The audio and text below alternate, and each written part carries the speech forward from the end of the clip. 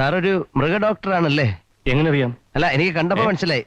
അയ്യല്ല, ഞാൻ മൃഗാശുപത്രി വെച്ച് സാറിനെ ഒരിക്കൽ കണ്ടു, അങ്ങനെ മനസ്സിലായി. സാർ എനിക്കൊരു ഉപകാരം ചെയ്തു തരണം. It's A request. എന്താ പറയൂ. സാർ അതിനെ നോ എന്ന് പറയരുത്. ഇതെന്റെ ജീവിതത്തിന്റെ ഒരു പ്രശ്നമാണ്. ഈ നാട്ടിൽ ഏറ്റവും പ്രാക്ടീസ് ഉള്ള ഒരു ക്രിമിനൽ ലോയറാണ് ഞാൻ.